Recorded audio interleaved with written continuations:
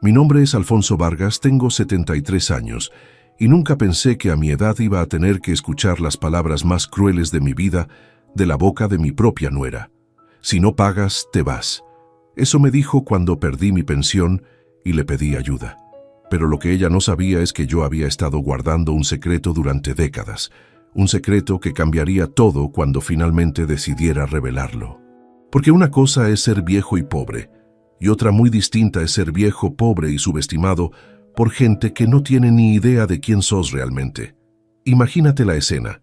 Después de trabajar 50 años como electricista, después de criar a 2 hijos solo cuando mi esposa murió joven, después de darle todo lo que pude a mi familia, me encuentro sin pensión por un error burocrático del gobierno.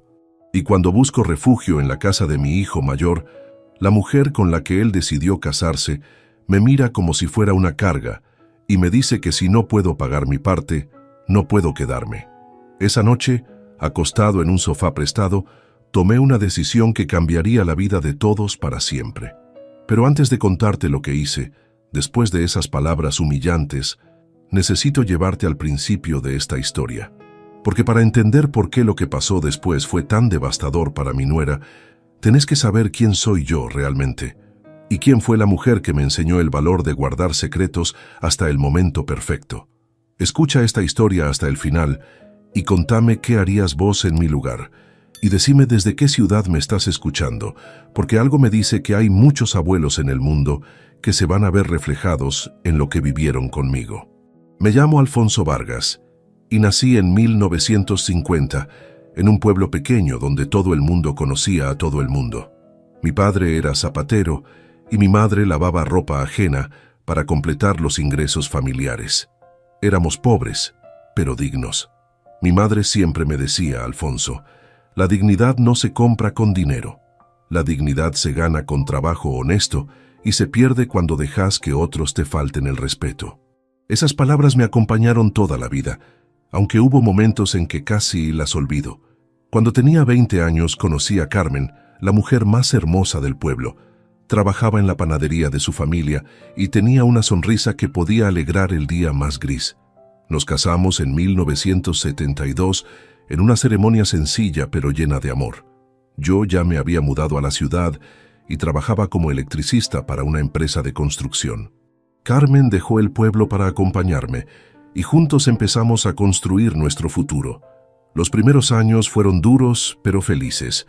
Alquilábamos una pieza pequeña en una pensión del barrio. Carmen tomaba trabajos de costura para ayudar con los gastos y yo hacía horas extras siempre que podía.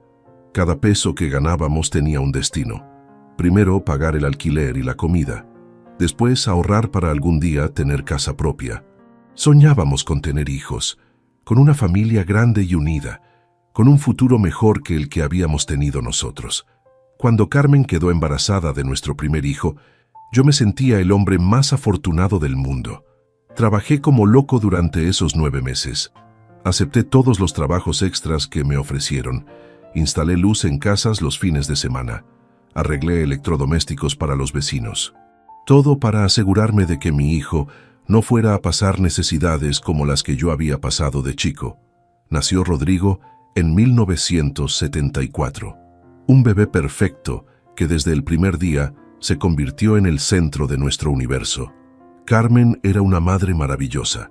Lo amamantaba cantándole canciones que se inventaba. Le hablaba todo el día como si él pudiera entender cada palabra. Y yo llegaba del trabajo corriendo para cargarlo, para cambiarle los pañales, para mirarlo dormir durante horas. Rodrigo era nuestro milagro. 3 años después nació Santiago, nuestro segundo hijo. La familia estaba completa. 2 varoncitos sanos que llenaban la casa de ruido y alegría. Para entonces, habíamos podido alquilar una casa más grande en un barrio mejor. 3 cuartos, un patio pequeño donde los chicos podían jugar, una cocina donde Carmen preparaba esas comidas que hacían que yo corriera a casa después del trabajo. Éramos una familia de verdad. Carmen era no solo una madre excepcional, sino también una mujer muy inteligente con los números. Manejaba el presupuesto familiar como si fuera una contadora profesional. Sabía exactamente cuánto podíamos gastar en cada cosa, Conocía todas las promociones del supermercado. Encontraba maneras de estirar cada peso como si fuera de goma. Y siempre, guardaba algo para emergencias. Para cuando llueva, decía. Porque la vida da muchas vueltas, Alfonso, y hay que estar preparado. Cuando Rodrigo tenía 8 años y Santiago 5, pasó lo que cambió nuestras vidas para siempre. Carmen empezó a sentirse mal. Dolores de cabeza constantes, cansancio que no se iba con descanso, mareos que la dejaban pálida. Al principio pensamos que era estrés. Cuidar 2 chicos pequeños, mantener la casa, ayudar con la economía familiar, todo eso cansa a cualquiera. Pero los síntomas empeoraron. La llevé al médico, después a otro, después a un tercero. Los estudios fueron revelando algo que ninguno de los dos quería escuchar. Carmen tenía un tumor en el cerebro, inoperable. Los doctores nos dijeron que con suerte le quedaban 2 años de vida, tal vez menos. Carmen tenía apenas 31 años. Nuestros hijos eran todavía muy pequeños. No había justicia en el mundo que explicara por qué esto le pasaba a una mujer tan buena. Los últimos 2 años de vida de Carmen fueron los más difíciles y a la vez los más intensos de mi existencia. Ella enfrentó la enfermedad con una valentía que yo no sabía que existía. Siguió cuidando a los chicos como si nada pasara. Siguió cocinando, limpiando, ayudándolos con la tarea. Solo cuando ellos no la veían se permitía llorar. Solo cuando estábamos solos me abrazaba y me decía que tenía miedo de dejarlos. Pero Carmen también hizo algo durante esos 2 años que yo no entendí hasta mucho después. Empezó a guardar dinero como una obsesa. Cada peso que sobraba, cada moneda que encontraba en los bolsillos, cada billete que conseguía ahorrando en las compras, lo escondía. Me decía que era para emergencias médicas, pero yo sabía que había algo más. Carmen estaba planeando algo que no me quería contar todavía. 6 meses antes de morir, Carmen me hizo sentarme en la mesa de la cocina una noche, después de que los chicos se durmieran. Alfonso, me dijo con esa seriedad que ponía cuando algo era muy importante, necesito que me prometas algo. Prométeme que sin importar lo que pase después de que yo me vaya, nunca vas a dejar que nadie te falte el respeto. Prométeme que vas a cuidar tu dignidad como si fuera lo más valioso que tenés. Le prometí lo que me pidió, aunque no entendía por qué me hacía prometerle algo tan obvio. Claro que iba a cuidar mi dignidad, era lo único que realmente me había enseñado mi familia. Pero Carmen siguió hablando. Hay algo que necesito mostrarte, algo que estuve guardando para este momento. Se levantó de la mesa y fue al cuarto. Volvió con una lata de galletitas vieja. La abrió frente a mí y yo casi me desmayo por lo que vi adentro. Había billetes, muchos billetes. Más dinero del que yo había visto junto en mi vida. Carmen, ¿de dónde salió esto?, le pregunté con la voz temblando. Lo fui ahorrando, Alfonso, peso por peso, durante todos estos años. Cada vez que hacía las compras y sobraba algo, cada vez que conseguía un descuento, cada vez que encontraba una manera de gastar menos, lo guardé para ustedes, para vos y los chicos, para que cuando yo no esté, tengan algo que los proteja. Conté el dinero esa noche. Había más de 50,000 pesos. En 1980, 50,000 pesos era una fortuna. Era más de lo que yo ganaba en 2 años de trabajo. Carmen había estado haciendo magia con nuestro presupuesto durante años sin que yo me diera cuenta. Había estado construyendo un colchón de seguridad para su familia, sabiendo que no iba a estar para protegernos cuando llegaran las dificultades. Pero Carmen no había terminado. Alfonso, me dijo tomándome de las manos, este dinero es solo para emergencias reales, no para gustos, no para cosas que queremos pero no necesitamos. Es para cuando la vida los golpee fuerte, para cuando no tengan otra opción. Y quiero que me prometas algo más. Nunca, nunca le digas a nadie que tenés este dinero, ni a los chicos cuando sean grandes, ni a sus futuras esposas, ni a nadie, porque el dinero cambia a la gente. Y quiero que sepas quién te ama de verdad y quién solo te ama por lo que tenés.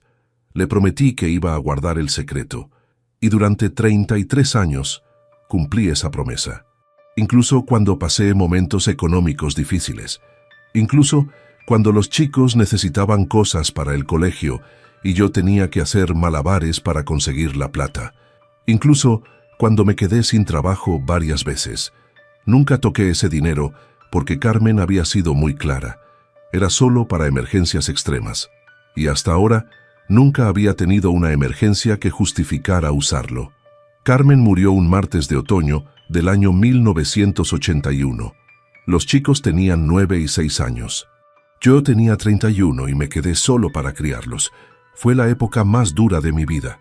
Trabajar todo el día, llegar a casa a cocinar, ayudar con la tarea, lavarles la ropa, llevarlos al médico cuando se enfermaban.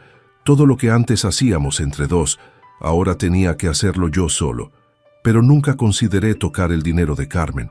Era el último regalo que me había dejado y lo iba a respetar. Los chicos crecieron y se convirtieron en buenos hombres. Rodrigo estudió para técnico electrónico y Santiago se hizo mecánico.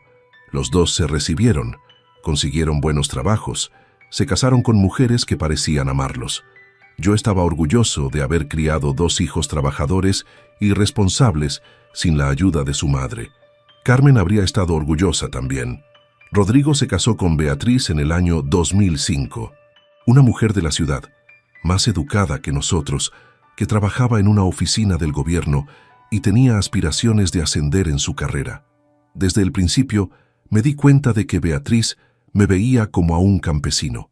Hablaba conmigo con esa condescendencia que usan las personas que se creen superiores. Pero Rodrigo la amaba y yo respetaba su elección. Santiago se casó 2 años después con Mónica, una mujer más sencilla que venía de una familia parecida a la mía.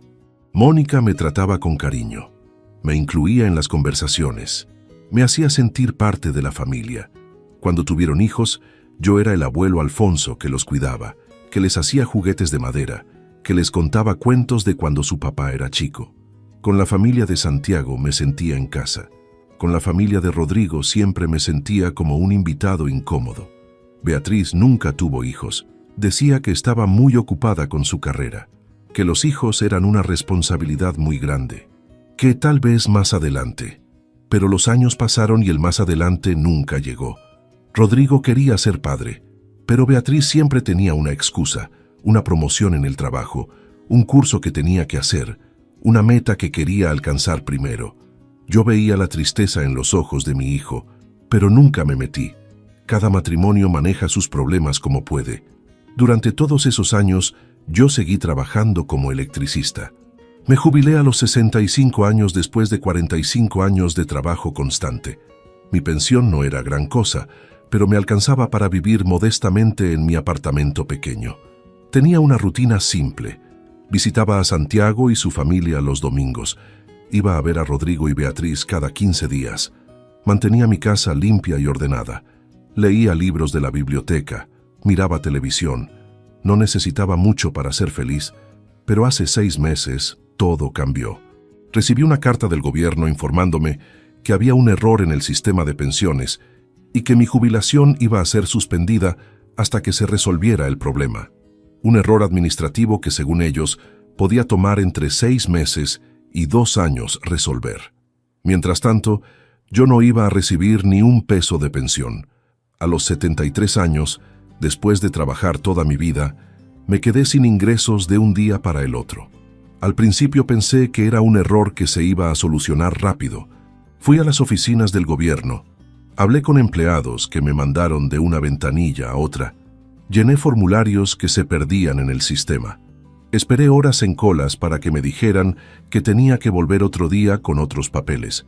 Después de 3 meses de intentar resolver el problema, entendí que esto iba a durar mucho tiempo, y yo no tenía reservas para esperar. Mis ahorros duraron apenas 2 meses más. Nunca había sido un hombre de lujos, pero igual tenía gastos básicos. El alquiler del apartamento, la comida, los remedios que necesitaba para la presión arterial, los servicios. Para el 5.º mes ya no podía pagar el alquiler. El dueño me dio un mes de gracia porque le daba lástima, pero después me dijo que si no pagaba me iba a tener que ir.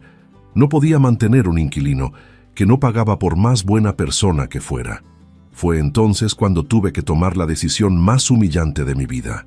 llamar a mis hijos para pedirles ayuda. Santiago me dijo inmediatamente que fuera a su casa, que tenían un cuarto libre donde yo podía quedarme todo el tiempo que necesitara, que era mi hijo y que siempre iba a haber lugar para mí en su hogar. Mónica me recibió con un abrazo y me dijo que ya era hora de que fuera a vivir con ellos, que los nietos estaban felices de tener al abuelo en casa todos los días, pero yo sabía que la situación económica de Santiago no era la mejor.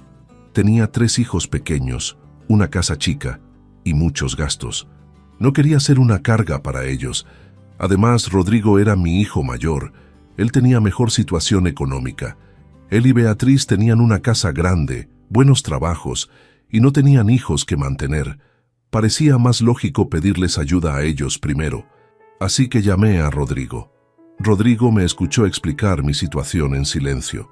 Le conté sobre la suspensión de la pensión, sobre los meses que había pasado tratando de resolver el problema, sobre cómo se me habían acabado los ahorros. Le dije que necesitaba quedarme con ellos por unos meses hasta que se solucionara todo, solo hasta que volviera a recibir mi jubilación. No iba a ser para siempre, solo una ayuda temporal de hijo a padre.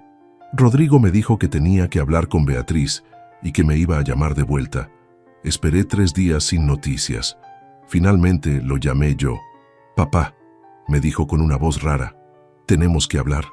Vení a casa mañana por la tarde y charlamos». Cuando llegué a su casa al día siguiente, Rodrigo y Beatriz estaban sentados en el sofá de la sala como si fuera una reunión formal.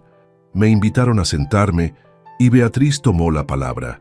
«Alfonso», empezó con esa voz fría que siempre usaba conmigo. «Rodrigo me contó sobre tu situación y entendemos que estás pasando por un momento difícil. Pero necesito que entiendas algo. Esta casa no es un hotel. Nosotros tenemos nuestros gastos, nuestra rutina, nuestras responsabilidades. Si vos vas a venir a vivir acá, vas a tener que contribuir como cualquier adulto responsable». «¿Contribuir cómo?», le pregunté, aunque ya me imaginaba lo que venía. «Pagando tu parte», respondió Beatriz sin pestañear. «El alquiler, los servicios, la comida, todo se divide entre las personas que viven en la casa. Vos vas a ser una persona más, así que vas a tener que pagar tu parte como cualquier otro. No podemos mantener a alguien gratis solo porque es familia». «Pero yo no tengo ingresos», le expliqué. «Por eso les estoy pidiendo ayuda. Si pudiera pagar, me quedaría en mi apartamento».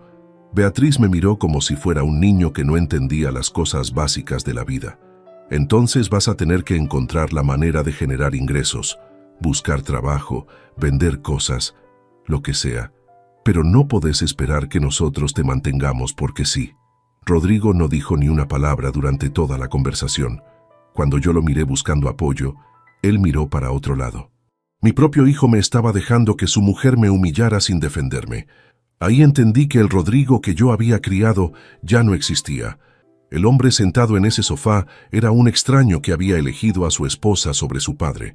Me levanté del sofá y los miré a los dos. «Entonces esto es una negativa», les dije. «No, papá», dijo Rodrigo finalmente, «no es una negativa, es una condición. Podés quedarte, pero tenés que aportar como cualquier adulto». Beatriz asintió. «Si no pagas, te vas, así de simple». Esas fueron las palabras exactas que me dijo. «Si no pagas, te vas». Salí de esa casa con la dignidad hecha pedazos, pero también con una claridad que no había tenido en años. Esa noche, en mi apartamento que ya no podía pagar, saqué la lata de galletitas que Carmen había escondido 33 años atrás. La abrí y miré el dinero que ella había guardado para proteger a nuestra familia. Los billetes estaban viejos pero intactos. Había más dinero ahí del que Rodrigo y Beatriz se imaginaban que existía en el mundo. Carmen tenía razón. El dinero cambia a la gente, y yo acababa de descubrir quién me amaba de verdad y quién no. Santiago me había ofrecido su casa sin condiciones. Rodrigo me había puesto precio a su amor filial. La diferencia no podía ser más clara. Pero yo no iba a usar el dinero de Carmen todavía. Tenía un plan mejor. Un plan que iba a enseñarle a mi nuera una lección que nunca iba a olvidar. Al día siguiente llamé a Santiago y le dije que aceptaba su oferta. Me mudé a su casa con mis pocas pertenencias. Mónica me recibió como si fuera un regalo del cielo. Los nietos estaban eufóricos de tener al abuelo viviendo con ellos. Y Santiago me dijo lo que yo necesitaba escuchar. Papá, esta es tu casa. No tenés que pagar nada. Solo cuida a los chicos cuando podás y ayuda con lo que puedas. Somos familia y la familia se ayuda sin condiciones. Durante 3 meses viví con Santiago y su familia. Fueron 3 meses hermosos.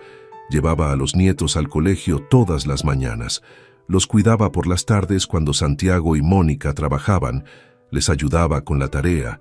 Les contaba historias. Cocinaba para toda la familia los fines de semana. Me sentía útil, querido, respetado. Era el abuelo que toda familia quiere tener. Pero también fueron 3 meses donde observé algo que me rompió el corazón. Santiago y Mónica hacían malabares económicos todos los días para mantener a su familia y ahora también para mantenerme a mí. Veía cómo Mónica contaba las monedas antes de ir al supermercado. Veía cómo Santiago trabajaba horas extras para cubrir los gastos extra que yo generaba. Veía cómo los chicos a veces no podían hacer actividades que querían porque no había plata suficiente. Mi presencia en esa casa estaba afectando la economía familiar, aunque ellos nunca me dijeron nada. Una noche escuché a Santiago y Mónica hablando en su cuarto. Pensaban que yo estaba dormido, pero las paredes eran finas y yo tengo el sueño liviano. No sé cuánto tiempo más vamos a poder sostener esto, decía Mónica. Con el abuelo son 2 gastos más de comida, y los chicos necesitan cosas para el colegio. Santiago respondía que iban a encontrar la manera, que no podían echar a su padre a la calle, que ya se iba a solucionar el problema de la pensión. Pero yo escuchaba la preocupación en sus voces. Esa conversación me mantuvo despierto toda la noche. Al día siguiente, mientras los chicos estaban en el colegio y Santiago y Mónica en el trabajo, tomé la decisión más importante de mi vida. Saqué la lata de Carmen y conté el dinero. Con la inflación de tantos años, esos 50,000 pesos se habían convertido en una suma mucho mayor. Había más de 500,000 pesos ahí, más que suficiente para resolver mi problema y para hacer justicia. Fui al banco y deposité todo el dinero en mi cuenta. Después fui a una inmobiliaria y compré una casa pequeña pero cómoda en un barrio tranquilo. Una casa con 2 cuartos, un patio con árboles frutales y una cocina donde podía preparar esas comidas que Carmen me había enseñado a hacer. Una casa que era mía, donde nadie me iba a pedir que pague para vivir, donde nadie me iba a faltar el respeto. Cuando Santiago llegó del trabajo esa tarde, me senté con él en la mesa de la cocina. «Hijo», le dije, «tengo algo que contarte». Y le expliqué todo. Le conté sobre el dinero que Carmen había guardado durante años. Le conté sobre la promesa que le había hecho de usarlo solo en emergencias extremas. Y le conté sobre la decisión que había tomado. Me voy a mudar a mi propia casa. No porque no esté agradecido por todo lo que hicieron por mí, sino porque ya es hora de que pueda cuidarme solo otra vez. Santiago se quedó callado por un largo momento. Después me preguntó por qué nunca le había contado sobre el dinero. Le expliqué que era una promesa que le había hecho a su madre, que tenía que guardar el secreto hasta el momento correcto, y que este era el momento correcto. ¿Y Rodrigo?, me preguntó. «Él sabe». «No», le dije, «y no va a saber, al menos no todavía». Una semana después me mudé a mi casa nueva. Mónica lloró cuando me fui. Los nietos me hicieron prometer que los iba a visitar todas las semanas. Santiago me ayudó a llevar mis cosas y me dijo que estaba orgulloso de mí, que no todos los hombres de mi edad tenían la fortaleza para empezar de nuevo, que Carmen habría estado orgullosa también. Era la primera vez en meses que me sentía realmente independiente y digno. Pero mi historia con Rodrigo y Beatriz no había terminado. De hecho, apenas estaba empezando. Pasaron 2 meses sin que tuviera noticias de ellos, ni una llamada para preguntarme cómo estaba, ni una visita para ver si necesitaba algo. Nada. Para ellos yo había desaparecido del mapa después de que quedó claro que no les iba a pagar por dejarme dormir en su sofá. Pero yo sabía que eventualmente iban a aparecer, porque la vida da muchas vueltas, y las vueltas de la vida estaban por empezar. Un sábado por la mañana, mientras regaba las plantas del patio en mi casa nueva, sonó el timbre. Fui a abrir y me encontré con Rodrigo parado en la puerta. Tenía una cara que nunca le había visto. Una mezcla de sorpresa, confusión y algo que parecía pánico. «Papá», me dijo con la voz temblorosa, «necesito hablar con vos. ¿Podés explicarme cómo compraste esta casa?» Lo invité a pasar. Le serví un café y nos sentamos en el patio. Rodrigo miraba alrededor como si estuviera en un museo. La casa era modesta pero bonita. Tenía todo lo que un hombre de mi edad necesitaba para ser feliz. «¿De dónde sacaste la plata para esto?», me preguntó directamente. Decidí decirle la verdad. «Del dinero que tu madre guardó durante años antes de morir. Dinero que yo mantuve secreto durante 33 años, esperando el momento correcto para usarlo». La cara de Rodrigo se descompuso. «Mamá guardó dinero. ¿Durante todos estos años vos tuviste plata y nunca nos dijiste?» «Sí», le respondí con calma. «Tu madre fue muy clara. Este dinero era solo para emergencias extremas, y nunca había tenido una emergencia que justificara usarlo. Hasta ahora». «¿Hasta ahora?» «Sí, Rodrigo. Hasta que mi propio hijo me puso precio a su amor. Hasta que su mujer me dijo que si no pagaba me tenía que ir. Ahí entendí que era una emergencia extrema, la emergencia de conservar mi dignidad». Rodrigo se quedó callado por un largo rato. Después me preguntó cuánto dinero había sido. Cuando le dije la cifra casi se desmaya. «Papá, con esa plata podrías haber vivido cómodo durante años. ¿Por qué no nos dijiste antes?» «Porque tu madre me hizo prometerle que no lo iba a hacer. Y porque quería saber quién me amaba de verdad y quién me amaba por lo que tenía. Ahora ya lo sé». Rodrigo trató de justificar lo que había pasado. «Papá, vos no entendés la situación. Beatriz tiene mucha presión en el trabajo. Estamos pagando la casa, el auto. Tenemos muchos gastos. No era personal. Pero para mí sí era personal, Rodrigo. Un hijo que ama a su padre no le pone condiciones para ayudarlo cuando está en problemas. Un hijo que ama a su padre lo defiende cuando su mujer lo trata mal. Y vos no hiciste ninguna de las dos cosas». La conversación duró 2 horas. Rodrigo se fue de mi casa con una expresión que no supe interpretar. Esa misma noche me llamó por teléfono. «Papá», le conté todo a Beatriz. «Ella quiere venir a disculparse. Quiere que vengas a cenar a casa mañana, para hablar las cosas como familia». Le dije que iba a pensarlo, y colgué, porque sabía exactamente lo que estaba pasando. Beatriz había hecho los cálculos. Había entendido que el viejo pobre al que había echado de su casa tenía más dinero que ella, y ahora quería arreglar las cosas. Decidí ir a esa cena, no porque tuviera ganas de reconciliarme, sino porque quería ver hasta dónde era capaz de llegar la mujer que me había humillado cuando pensaba que yo no tenía nada. Llegué a su casa a la hora acordada. Beatriz me recibió con una sonrisa que no llegaba a los ojos. «Alfonso, qué bueno que viniste. Pasá, pasá. Te preparé tu comida favorita». Yo sabía que no tenía ni idea de cuál era mi comida favorita. En años de matrimonio con mi hijo, nunca se había molestado en preguntármelo. Durante la cena, Beatriz estuvo especialmente atenta. Me servía más comida cuando se me vaciaba el plato. Me preguntaba cómo estaba mi casa nueva. Me decía lo bien que me veía. Rodrigo estaba incómodo, pero no decía nada. Sabía que su mujer estaba actuando y sabía que yo también lo sabía. Pero ella siguió con su teatro hasta el postre. «Alfonso», me dijo finalmente, «quiero pedirte disculpas por el malentendido del otro día. Yo estaba estresada con el trabajo y no me expresé bien. Claro que siempre vas a tener lugar en esta casa. Sos familia». Malentendido. Esa fue la palabra que usó. Como si decirme «si no pagas te vas» hubiera sido un malentendido. Como si humillarme cuando más necesitaba ayuda hubiera sido un error de comunicación. La miré a los ojos y le pregunté: «Beatriz, ¿vos realmente crees que lo que pasó fue un malentendido?» Ella asintió convencida. «Claro, Alfonso, yo jamás echaría a mi suegro. Fue solo una mala forma de explicar las cosas». Entonces decidí ponerla a prueba. «Beatriz», le dije, «estoy pensando en hacer algunas mejoras en mi casa nueva. Tal vez agrandar la cocina, tal vez poner un quincho en el patio. ¿Vos qué opinás?» Sus ojos se iluminaron inmediatamente. «Me parece fantástico, Alfonso. Una casa tiene que estar siempre mejorando. ¿Ya has pensado en cuánto vas a invertir en esas mejoras?» Ahí estaba, la pregunta que yo estaba esperando. Le dije que estaba pensando en gastar unos 100,000 pesos en las refacciones. Beatriz casi se atraganta con el postre. 100,000 pesos. Alfonso, eso es mucho dinero. ¿Estás seguro de que tenés suficiente? Tengo suficiente y más, le respondí mirándola fijo. De hecho, estoy pensando en hacer un testamento nuevo, para dejar todo bien organizado para cuando me vaya. La tensión en la mesa se podía cortar con cuchillo.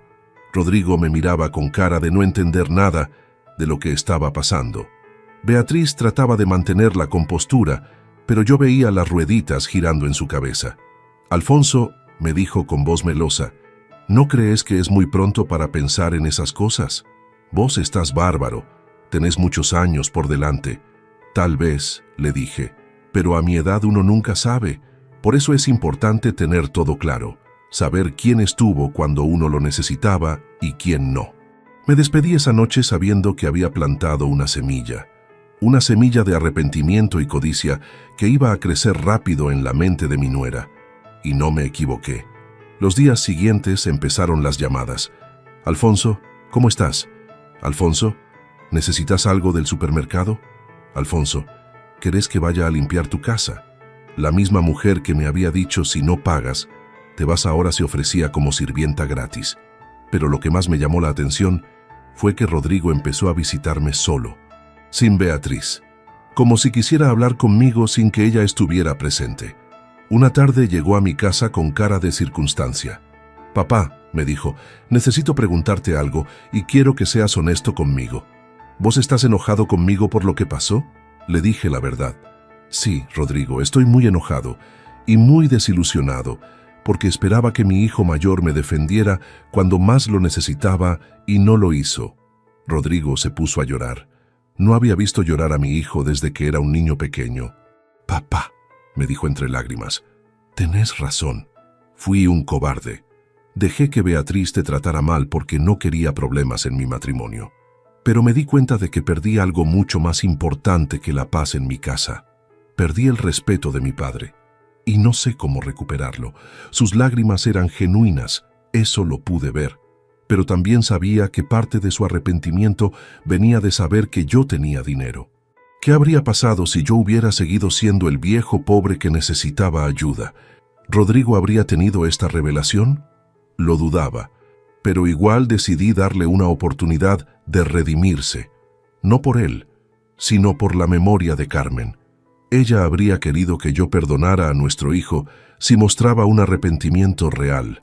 Rodrigo, le dije, si realmente querés recuperar mi respeto, vas a tener que demostrármelo con hechos, no con palabras. ¿Qué puedo hacer?, me preguntó ansioso. Primero vas a tener que ponerle límites a tu mujer. La próxima vez que ella me falte el respeto, la vas a parar, sea delante de quien sea. Segundo, vas a venir a visitarme no porque crees que tengo plata, sino porque soy tu padre y me querés. ¿Podés hacer eso? Rodrigo asintió. Te prometo que sí, papá. Te prometo que las cosas van a cambiar. Le creí, o quise creerle, porque a pesar de todo lo que había pasado, él seguía siendo mi hijo. El bebé que Carmen había amamantado cantándole canciones. El niño que me ayudaba en el taller los fines de semana. Algo de ese niño tenía que quedar adentro del hombre que tenía enfrente. Las semanas siguientes fueron interesantes. Beatriz multiplicó sus esfuerzos por conquistarme. Me invitaba a almorzar todos los domingos. Me compraba regalos que yo no necesitaba. Me hablaba de lo importante que era la familia. Me decía lo mucho que había extrañado no tenerme cerca. Todo mentira, claro, pero actuaba tan bien que si yo no hubiera sabido lo que realmente pensaba de mí, tal vez me habría convencido. Un domingo, después del almuerzo, Beatriz me llevó aparte. Alfonso, me dijo con su mejor cara de nuera preocupada, estuve pensando en lo que me contaste sobre el testamento. ¿Ya decidiste cómo vas a repartir tus bienes? Es importante tener esas cosas claras, ¿no? Le dije que todavía estaba pensando, que era una decisión muy importante, que tenía que evaluar quién había estado conmigo en las buenas y en las malas. ¿Y Santiago?, me preguntó tratando de sonar casual. Él te ayudó cuando lo necesitabas. Supongo que va a estar bien en el testamento. Sí, le dije. Santiago demostró ser un hijo ejemplar. Se merece lo mejor que le pueda dejar. ¿Y nosotros? preguntó Beatriz ya sin disimular. ¿Rodrigo también va a estar contemplado? Eso depende, le respondí. Depende de si demuestra que realmente cambió, que ya no prioriza a su mujer sobre su padre, que puede defender lo que está bien aunque eso le traiga problemas. El día siguiente recibí una llamada de Santiago. Papá, me dijo, ¿vos le dijiste a Beatriz algo sobre plata? Porque llamó a Mónica preguntando cuánto dinero creía ella que vos tenías, y si nosotros sabíamos algo sobre una herencia. ¿Una herencia? Sí, papá. Le dijo a Mónica que vos habías mencionado que ibas a hacer un testamento y que estaba preocupada por las finanzas de la familia. Como que quería asegurarse de que todos estuviéramos contemplados. Me reí cuando Santiago me contó eso. Beatriz no podía disimular su codicia ni aunque su vida dependiera de ello. Le dije a Santiago que no se preocupara, que Beatriz iba a tener lo que se merecía. Ni más ni menos. Santiago me conocía lo suficiente como para entender que yo tenía algo planeado. Papá, me dijo, no hagas nada de lo que después te puedas arrepentir. Solo haz lo que tu conciencia te diga que está bien. Esa noche tomé una decisión. Era hora de terminar con este teatro. Era hora de que Beatriz conociera las consecuencias de tratar mal a la gente cuando crees que no tienen nada que ofrecerte. Llamé a un abogado y le dije que quería hacer un testamento. Un testamento muy específico que iba a enviar un mensaje claro sobre el valor de la dignidad y el respeto familiar. 2 días después, el abogado vino a mi casa con los papeles listos. Lo que había redactado era exactamente lo que yo quería. Un testamento que reflejaba mis valores y que iba a enseñarle a mi familia una lección que no iban a olvidar nunca. Firmé todos los documentos y le pedí al abogado que guardara una copia en su oficina y que me diera instrucciones claras sobre cómo proceder cuando llegara el momento. Esa misma semana organicé una cena familiar en mi casa. Invité a Santiago con su familia y a Rodrigo con Beatriz. Les dije que tenía algo importante que anunciar, que quería reunir a toda la familia para compartir una noticia. Santiago llegó puntual con Mónica y los chicos. Rodrigo y Beatriz llegaron 20 minutos tarde, pero vinieron cargados de regalos, una botella de vino caro, flores para decorar la mesa, chocolates importados. Todo para quedar bien. Durante la cena mantuve el suspense. Hablamos de cosas generales. Los chicos me contaron sobre el colegio. Santiago me puso al día sobre su trabajo. Rodrigo me preguntó sobre las mejoras que estaba haciendo en la casa. Beatriz estuvo especialmente atenta a cada palabra que yo decía, como si estuviera analizando cada comentario, buscando pistas sobre mi situación económica. Después del postre, pedí que se quedaran los adultos en la mesa mientras los chicos iban a jugar. Familia, les dije. Los reuní hoy porque quiero compartir algo importante con ustedes. Como todos saben, a mi edad uno tiene que empezar a poner las cosas en orden. Y por eso decidí hacer mi testamento. Quiero que sepan cómo voy a repartir mis bienes cuando me vaya. El silencio que siguió fue tan profundo que se podía escuchar una mosca volar. Santiago y Mónica me miraban con cariño pero sin ansiedad. Sabían que habían cumplido con su deber de hijos y no esperaban nada más que mi amor. Rodrigo parecía nervioso. Beatriz tenía los ojos brillantes de expectativa y trataba de mantener una expresión neutra, pero no lo lograba. Empecé por Santiago. Santiago, hijo, le dije, vos demostraste lo que significa ser un hijo de verdad cuando me abriste las puertas de tu casa sin condiciones, cuando me trataste con respeto y dignidad en mi momento más difícil. Por eso, en mi testamento, te dejo mi casa y el 50% de todo lo que tengo, para que vos y tus hijos tengan un futuro mejor. Santiago se puso colorado y me dijo que no era necesario, que él no me había ayudado esperando nada a cambio, que lo había hecho porque me quería. Exactamente, le respondí. Por eso te lo mereces, porque lo hiciste sin esperar nada. Mónica le tomó la mano a Santiago con lágrimas en los ojos. Sabían que lo que estaba pasando era justo. Después me dirigí a Rodrigo. Rodrigo, seguí, vos también sos mi hijo y te amo, pero durante mi crisis demostraste que tu lealtad está dividida, que cuando tenés que elegir entre hacer lo correcto y mantener la paz en tu matrimonio, elegís lo segundo. Por eso en mi testamento te dejo el 25% de mis bienes. menos que tu hermano, pero algo porque sos mi hijo y espero que puedas aprender de tus errores. La cara de Rodrigo reflejaba vergüenza y alivio al mismo tiempo. Vergüenza por saber que se había comportado mal. Alivio por saber que no había quedado completamente afuera del testamento. Gracias, papá, me dijo con la voz quebrada. Sé que no me lo merezco, pero te prometo que voy a trabajar para recuperar tu respeto. Espero que sea así, le respondí. Finalmente llegó el momento que todos estaban esperando. Me dirigí a Beatriz. Y vos, Beatriz, le dije mirándola directamente a los ojos, sos la única persona en esta mesa que no es mi sangre, pero has estado en mi familia durante muchos años, y por eso también tenés un lugar en mi testamento. Sus ojos se agrandaron de emoción. Probablemente estaba calculando mentalmente cuánto dinero le iba a tocar. A vos, Beatriz, te dejo exactamente lo que me ofreciste cuando yo más te necesitaba. Te dejo la misma generosidad que vos me mostraste. Te dejo la misma compasión que tuviste conmigo. Te dejo el mismo amor incondicional que me diste. Es decir, te dejo exactamente nada. Porque eso fue lo que me diste cuando yo no tenía dinero para pagarle a mi hijo por dormir en su sofá. El silencio que siguió fue ensordecedor. Beatriz se puso pálida como un papel. Rodrigo me miraba sin poder creer lo que acababa de escuchar. Santiago y Mónica mantenían la vista fija en sus platos, probablemente sintiendo la tensión, pero sabiendo que yo tenía razones para lo que estaba haciendo. Los únicos sonidos eran los de los chicos jugando en el cuarto de al lado, ajenos al drama que se estaba desarrollando en la mesa. Beatriz fue la primera en romper el silencio. «Alfonso», susurró con la voz temblorosa, «¿estás hablando en serio?» «Muy en serio», le respondí. En mi testamento está escrito exactamente así. Para Beatriz Montenegro de Vargas, que me enseñó el verdadero valor de la familia cuando me dijo que si no pagaba me tenía que ir, le dejo la misma cantidad de amor y respeto que ella me mostró.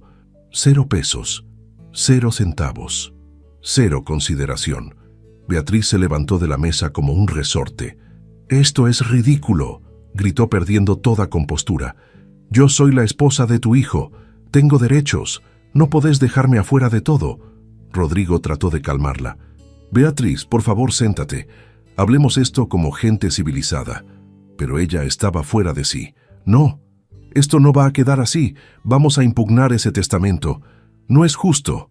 Me levanté de mi silla y la miré con toda la dignidad que había recuperado en estos meses. «Beatriz», le dije con voz calma pero firme, «¿sabes que no es justo? No es justo que una nuera le diga a su suegro que si no paga, se tiene que ir cuando está pidiendo ayuda. No es justo que una mujer trate a un anciano como una carga cuando ese anciano trabajó toda su vida para darle a su hijo una buena educación. No es justo que alguien finja amor cuando huele dinero, pero muestre desprecio cuando cree que no hay nada que ganar. Mi casa es mía», seguí diciéndole, «mi dinero es mío, y yo decido qué hacer con todo eso. Si querés plata, trabajá para conseguirla, como hice yo durante 50 años, como hizo tu marido, como hace Santiago. Pero no esperes que te regale nada solo porque te casaste con mi hijo, porque el respeto no se hereda por matrimonio, se gana con acciones». Beatriz me miró con un odio que no había visto antes en sus ojos. Después miró a Rodrigo. «¿Y vos qué? ¿No vas a decir nada? ¿Vas a dejar que tu padre me humille así?» Rodrigo se levantó lentamente de su silla.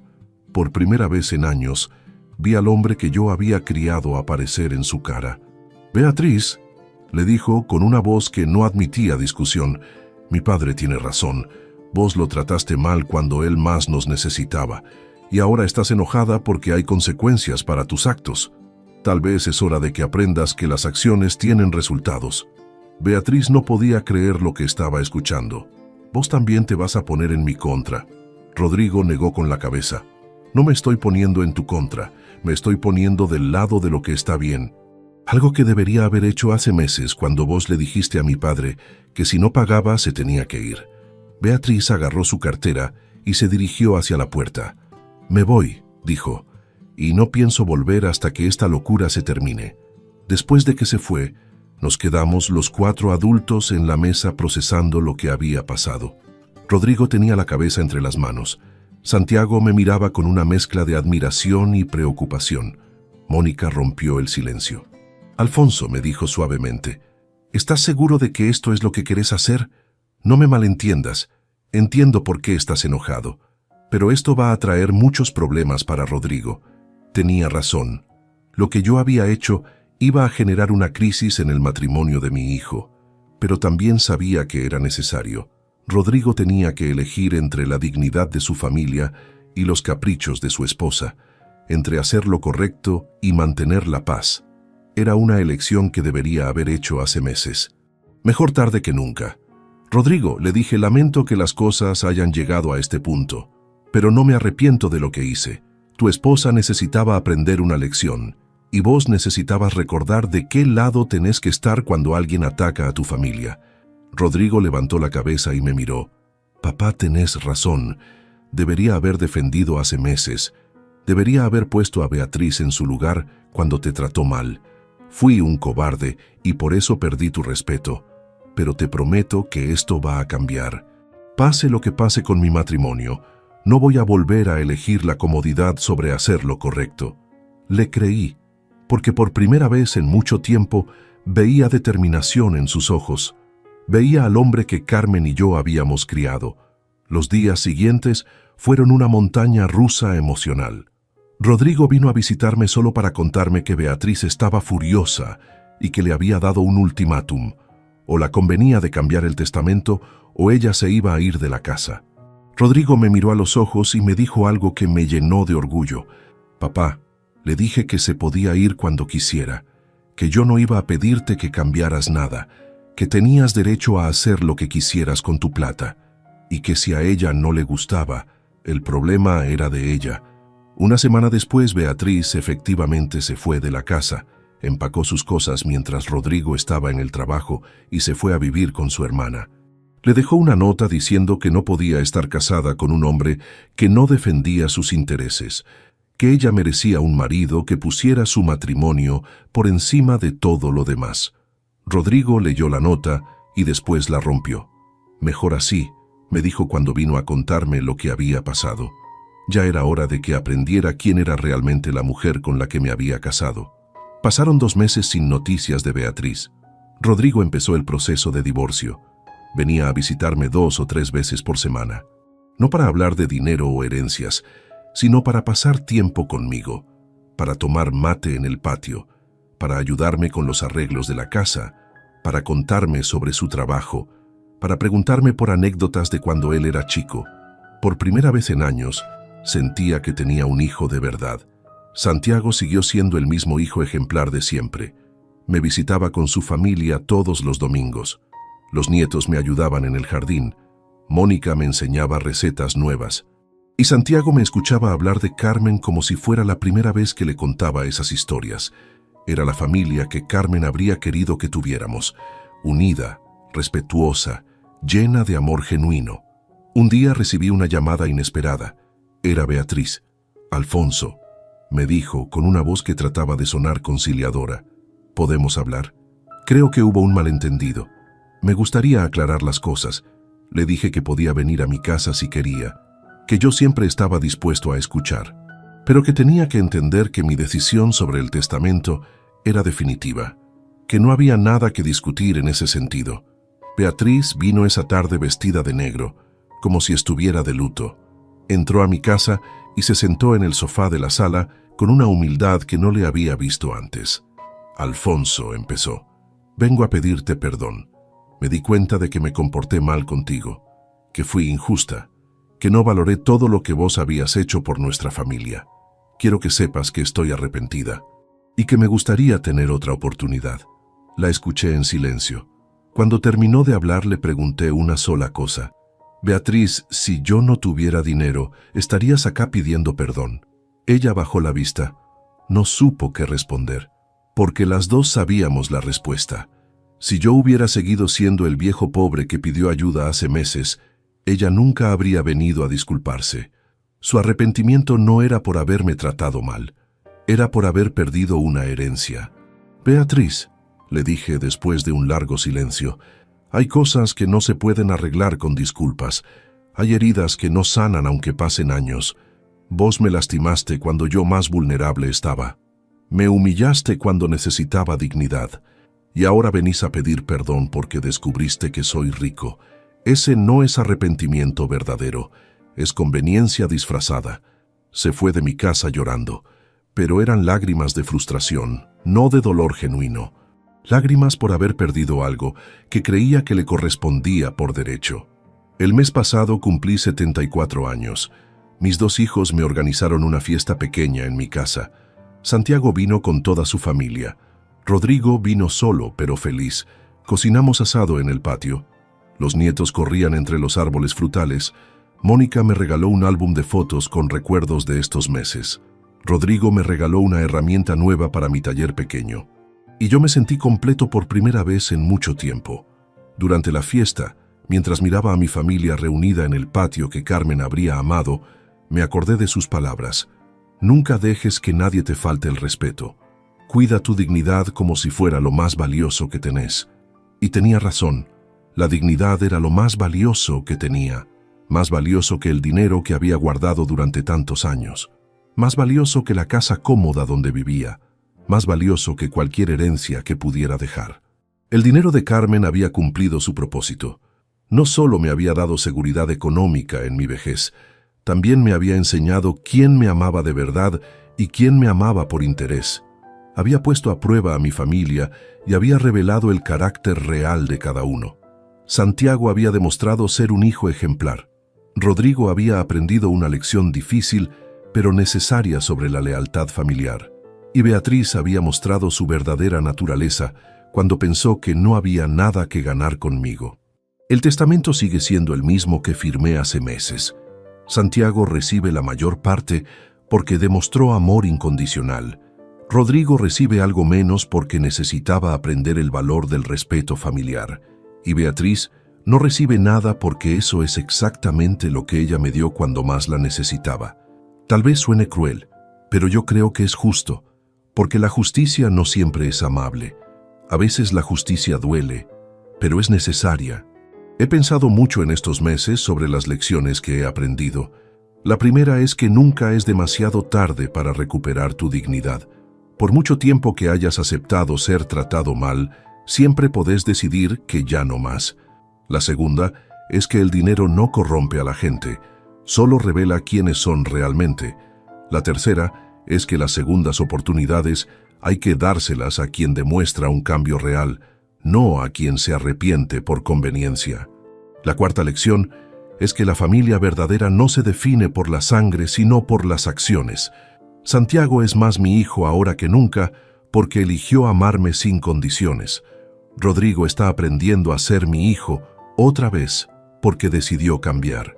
Y Beatriz nunca fue parte de mi familia porque nunca entendió que la familia se construye con respeto mutuo, no con conveniencia. La quinta lección es que mantener un secreto durante décadas puede ser la decisión más sabia que tomes en tu vida. Si Carmen no me hubiera hecho prometerle que guardara el dinero en secreto, yo nunca habría sabido quién me amaba de verdad.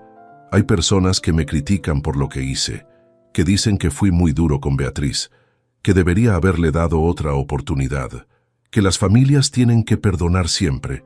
Pero yo les pregunto a esas personas si ellas habrían perdonado, que les dijeran, si no pagas te vas cuando estaban pidiendo ayuda. Si ellas habrían aceptado ser tratadas como una carga cuando habían trabajado toda su vida para darle lo mejor a su familia. Si ellas habrían fingido que nada pasó cuando alguien las humilló en su momento más vulnerable. Y cuando no saben qué responder, entiendo que nunca pasaron por lo que yo pasé.